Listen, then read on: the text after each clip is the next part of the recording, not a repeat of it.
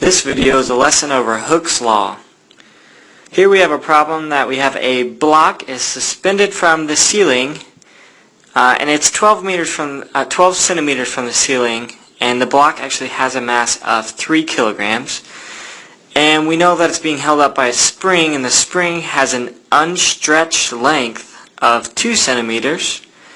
So we want to find the spring constant and the amount of elastic potential energy stored in the spring when the block is at this height. So I've kind of drawn out a picture already for you.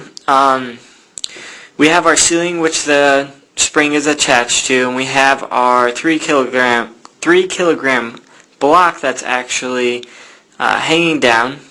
And I put on some distances there, and the 2 centimeters is for how far an unstretched spring, how far it would go. And so we know that the block is suspended 12 centimeters from the ceiling. So that means that the spring has to stretch 10 centimeters. So here over by our given information, we have we have our mass, which is 3 kilograms. I put in g, which is the acceleration due to gravity, so 9.80 meters per second squared, and x should be our stretched length of the spring. So that would be 10 centimeters in this case. And so we want to find the spring constant first. So how we're going to do this is actually by using Hooke's law. And what really Hooke's law tells us is that the force is equal to basically the negative spring constant multiplied by the stretched length of the spring. Now, what the negative sign really means is just that it's a restoring force.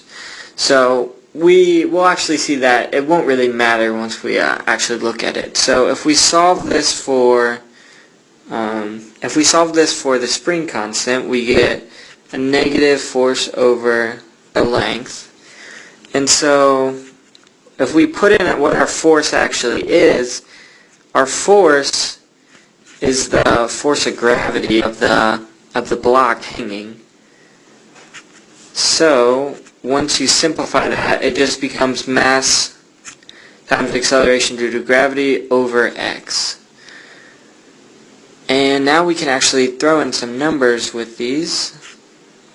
So our mass is 3 kilograms, then 9.80 meters per second squared, and that's all over. Now it's 10 centimeters, but I'm going to put this in meters, so it would be 0.1 meters. Another thing that would be important is we need to make sure we have the correct units. But just like you would assume, the force of gravity, so mass times the acceleration due to gravity, that's kilograms meters per second squared, and that will end up becoming 1 Newton.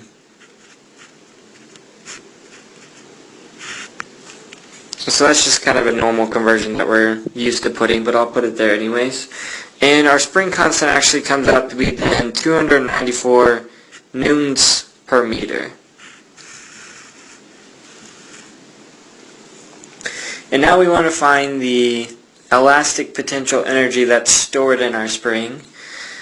And so the potential energy for a spring, really, it's just 1/2 multiplied by the spring constant multiplied by the stretch length of the springs, and that length squared.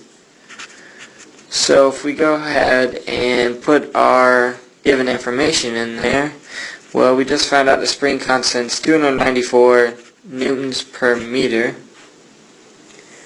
and we know that our stretch length is 0.1 meters, and we have to square that. And so what you really get once you multiply this all out and kind of reduce your units there, you should get 1.47 Newton meters. Now, as far as energy goes, we don't want to have the units of Newton meters, but what 1 Newton meter is equal to is 1 joule, which is our base unit for energy. So because we're using all the base units for the mass and for the acceleration due to gravity, and we're using it for our spring length, it should all come out to be just 1 joule, which it does in this case. So our final answer should be that the elastic potential energy stored in the spring is 1.47 joules. And this has been a video over Hooke's law.